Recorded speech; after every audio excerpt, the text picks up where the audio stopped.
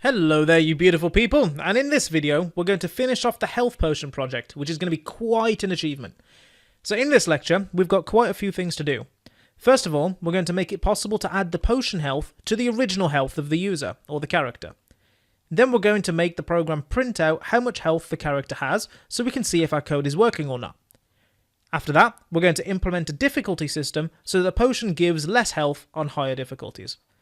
By the end of this video, you'll have a functioning model for a health potion that you'll be able to show your friends. Pretty cool, right? Now, not only that, but you'll have tied together everything you have learned so far in the course, and you'll hopefully have a rock-solid understanding of variables and numbers. So let's get into it. Alright, so this is where we got to last time, back in our health.py script. Now, the next thing that we need to do is to take this potion health right here, which is a random number between 25 and 50, and add that somehow to the original health that the player had.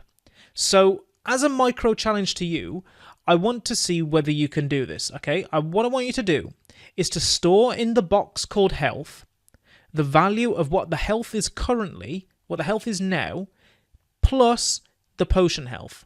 Okay, so let's see if you can do that. Pause the video and try on this line, so a couple of lines down, just try and store in the health variable whatever the current health is, plus the potion health. And check back here to see how you did. So how'd you get on? Did you manage it? Well, here's how I'd go about it. I'd type health equals health plus, let me shift my mouse, health equals health plus potion health. Okay, so what's going down here? Well, we've got a box that's called health, and we're using the assignment operator to stick a new value in it. So what are we putting in? Well, we're taking whatever the value of health is now. So Python's going to look inside the health variable and see 50. So we've got 50 plus potion health. So let's say potion health was 30, for example. Python is going to evaluate whatever's on the right-hand side of the assignment operator and see 50 plus 30, and it's going to add those together to get 80 and store that back in the health variable. You can kind of overwrite a value using itself, which is pretty cool, right? Alright, so to check that everything is working correctly, we need to now print the new value of health onto the screen. So let's make this another micro challenge. I want you to figure out how to use Python's print function to print the new value of the character's health onto the screen. So go ahead and pause the video now and use the print function to print the health value onto the screen, and come back when you're done to see how you did. So how'd you get on? Hopefully it went well. Here's how I'd have done it. So we want to print the new updated value of health. So simply, I would have just typed print health. Now there's one thing I want you to notice here. Can you see the way that the word print has gone purple? Well, just like import up here went yellow when idle showed us that it had a special meaning, likewise print has also gone purple to show that it's a built-in function. So when you see words go purple, that means they're a built-in Python function or a reserved word. So that's just idle letting us know that we spelt things right, or that we're doing things correctly. Now up here we kind of put the new value of health inside a box called health, didn't we? Now to print that out, we just have to type the variable name. So Python's going to look inside the box called health, get the value, which let's say it's 70 or something, and when we print it, it's going to show up on the screen. So if I save this file by pressing Control and S, alternatively you can go File and Save if you're old school, and then we can click Run, and what we see is 97 pop up on the screen, which is pretty neat. So what happened was, our health started at 50, potion health became a random number between 25 and 50, which in this case I guess was 47, and we added that to the original health, so 50 plus 47 is 97, and we printed 97 to the screen. So that's pretty neat, right? So what have we got next? Right, the last thing we need to do is we need to make some kind of difficulty system. So what we want to happen, let me just close this here. What we want to happen is for the player to get less and less health at higher difficulties. Now the simplest way that I can think of doing this is to create a variable called difficulty and set that equal to a value between 1 and 3. 1's going to represent easy because it's the lowest difficulty, 2's going to represent medium, and 3 is going to represent hard.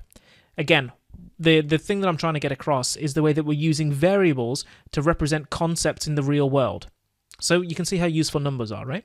So let's make this step for now. As a micro challenge, at the top here, near where we've defined health, so let's say here, I want you to define a variable called difficulty and set it to easy mode by default. Okay, so just set it to easy mode using the number scheme we mentioned earlier. 1 being easy, 2 being medium, and 3 being hard. So create a variable called difficulty, set it to easy, and then come back to see how you did. So how'd you get on? Well, as we're setting the difficulty to easy mode, I'd do something like this. Difficulty equals 1. Simple as that, right? If you got that, then brilliant. You understood what I was talking about. Now, as if they were on medium mode, we just say difficulty equals 2, or if they're on hard mode, difficulty equals 3. But for now, we're on easy.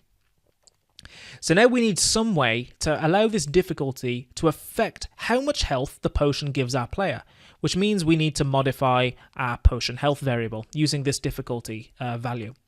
So one way that I can think of doing that is simply to just divide the health that's here by the difficulty. Because what's going to happen is, as the difficulty gets bigger, we're going to be dividing by a bigger number, so the potion health will become smaller and smaller, which means on higher difficulties, the player is going to get less and less health from the potion. Makes sense, right? So if I run this now, Python's going to tell me to save it, so I'll save, and we see we get 98.0. So that's pretty good, but now we have this decimal point that's popping up that we didn't have before. Now the reason is, it's because, do you remember a few lectures ago, I said that whenever you divide in Python 3, you get a float.